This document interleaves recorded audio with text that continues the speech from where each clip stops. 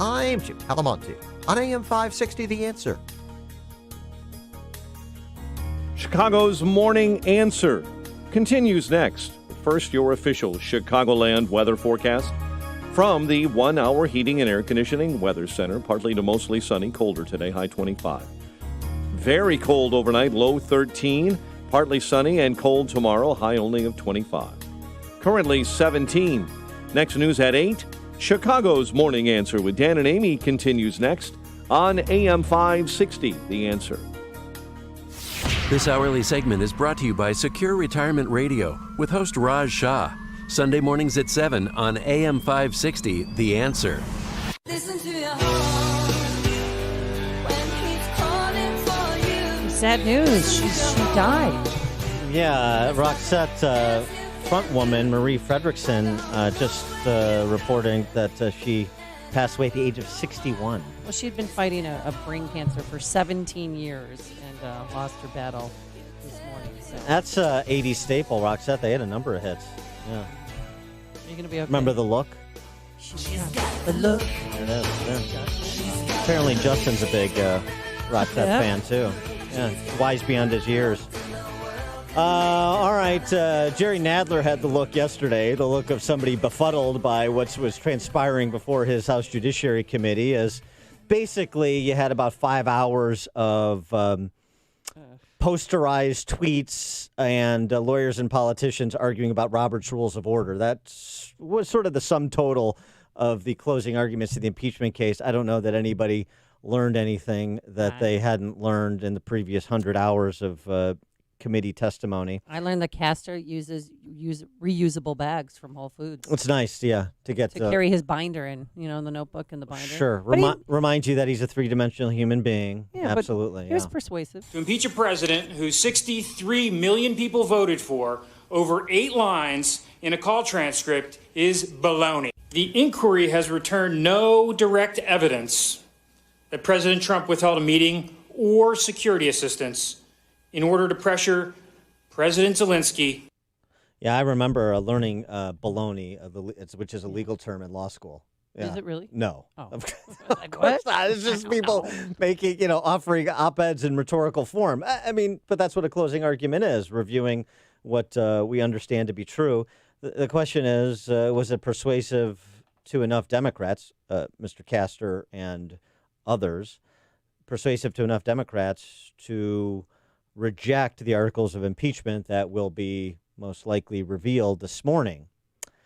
And if not, which perhaps is more likely than not, what will a Senate trial look like come the first of the year? For answers to those questions, we're pleased to be joined again by Indiana Senator Mike Braun. Senator Braun, thanks for joining us again. Appreciate it. Hey, great to be on. Before we even get to what may or may not transpire in the Senate, what was your sort of top line takeaway from the last couple of weeks of impeachment hearings? Well, I think for me it was interesting because I always look at the political underpinnings, and this is turning into a nightmare for Pelosi and really the party that's been wanting to orchestrate this from 2 years ago before they even knew what the particular reason might be that they use. And I noticed probably a month and a half ago when they were trying to focus group and poll their way into support that it hit a pretty hard ceiling, not too different from the Trump faves and unfaves all along. And when that started to really slow, it, to me, was going to be interesting because there was a difference between polling to pursue impeachment to kind of get all the information out, which was, somewhat, like I say, I think it may have reached a little over 50%. And then it never did impact the polls of what was going to happen in November of 2020. And when that Marquette poll came out, maybe a couple weeks ago, in Wisconsin, Trump winning in Wisconsin, that had to be an oh my gosh moment for Democrats. And then just 2 days ago, they had polls in Pennsylvania, Michigan, and Wisconsin, even widening those margins. And outside the margin of error in Pennsylvania, this has got to be their worst nightmare. But it's what you get when you do it based upon wanting to do it regardless of the evidence. And I think that's playing itself out now. Their sunk costs are so great that we will, I think, get a majority vote in the House for one or two of those articles of impeachment. But they have paid the price politically, and I think when they formalize it with those votes, that'll even hurt them more. And when it comes to the Senate, it's going to be a dead duck in the sense that there's been nothing new, and there's been more solidarity over here in the last week to 10 days than what there would have been a month ago up to, say, 2 weeks ago. It was nice that Nancy Pelosi could bring Senate Republicans together. Her moment of surrender for me was the interchange with reporter James Rosen.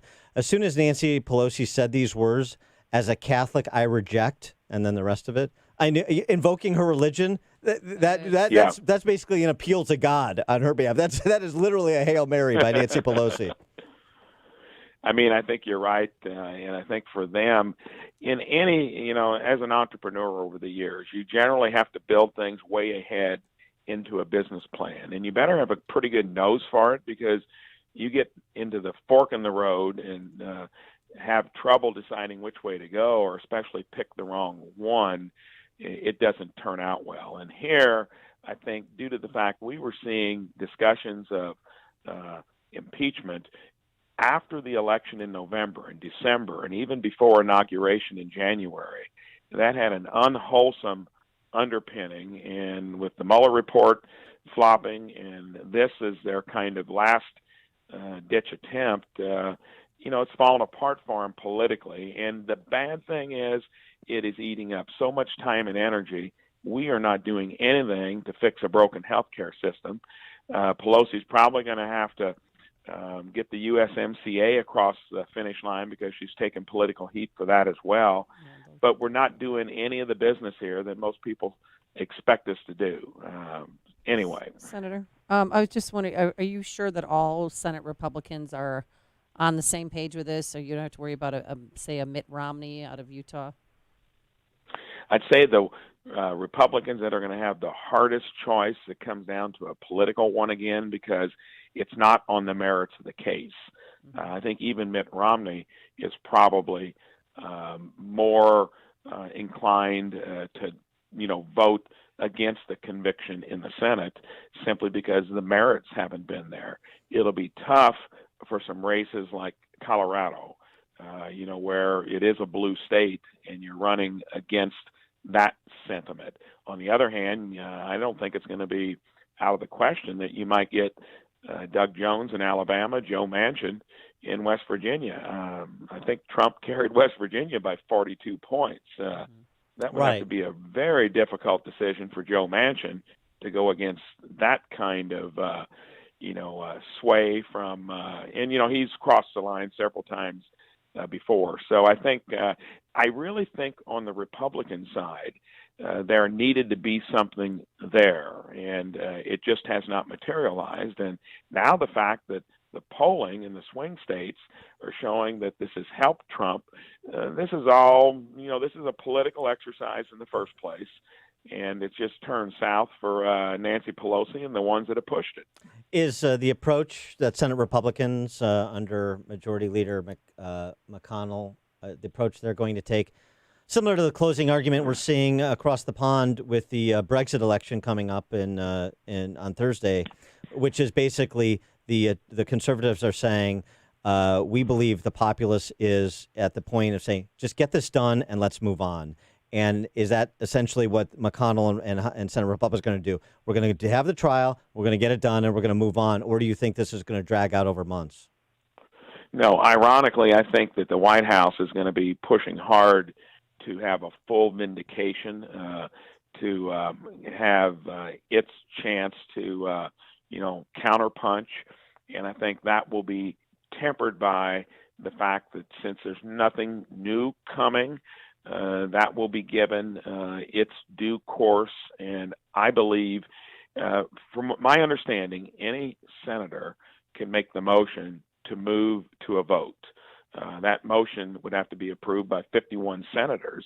And I got a feeling there'll be someone that once we've gotten through the basics, where we've heard basically no more than what we've heard before, with the president's folks giving their counterpunch, that it would be shorter rather than longer. That's my gut feel.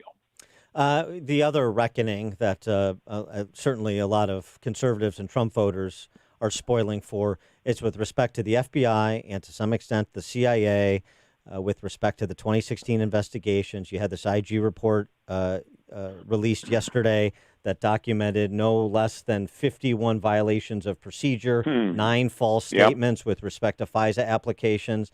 And it's not for Michael Horowitz, necessarily, the Inspector General, to draw conclusions about prosecutions, but it is for Durham. And a reckoning coming under with respect to Jim Comey and the senior leadership at FBI, or John Brennan and the senior leadership at CIA.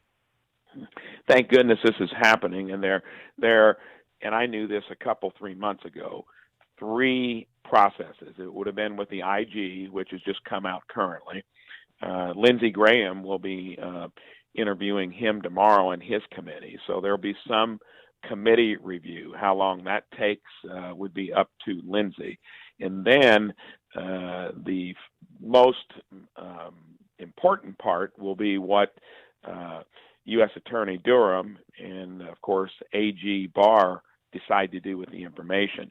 The scope was very limited in what the IG could do in terms of where he could push, where he could poke, who he could talk to. That gets expanded in the next step. And even though it's trying to be dismissed as there was no bias, you cited 51 technicalities, violations. That doesn't happen unless there's more there. And it'll be interesting to see where it goes. But I think that's going to happen at a time almost in paralleling, when we're sitting in the Senate listening to the case being made there. So it'll be interesting to see how that's all processed by the public and by the media. Yeah, I want a point that's not emphasized enough. Horowitz internal, Durham external. Durham is much broader, right? Yeah. He is Senator. He is Indiana Senator, Republican Mike Braun. Senator Braun, thanks as always for joining us. Appreciate it. Hey, you bet. And he joined us on our turnkey.pro answer line. Connect with Dan and Amy on the AM 560 The Answer mobile app. Just text the word app to 64636 to download the app today. Balance of nature. Changing the world, one life at a time. I see a big change in both my grandchildren. They're sleeping better, they're going to bed earlier, they're able to fall asleep better, and their grades are improving in school. For some reason, this generation of kids have not been raised on eating whatever was put on the table. They've been kind of catered to, and fruits and vegetables are not a big part of what they eat. So I see a big difference in both these boys. More kids should take this. It's no more expensive than a really good vitamin, to be honest with you. Experience the Balance of Nature difference for yourself. Call or go online now and become a preferred customer, which gives you our best pricing and free shipping. And we will take an additional 25% off of your first order. Plus, get a set of convenient travel bottles containing a free additional week's supply of Balance of Nature's fruits and veggies. Call 800-2468-751 or go to balanceofnature.com and use discount code Chicago. Hey, guys. Do you struggle every Christmas banging your head against the wall trying to figure out what to get your wife or girlfriend? Lord. Peloton? Hey. Well, if she's going to ride a Peloton, she should wear her nudie sleepwear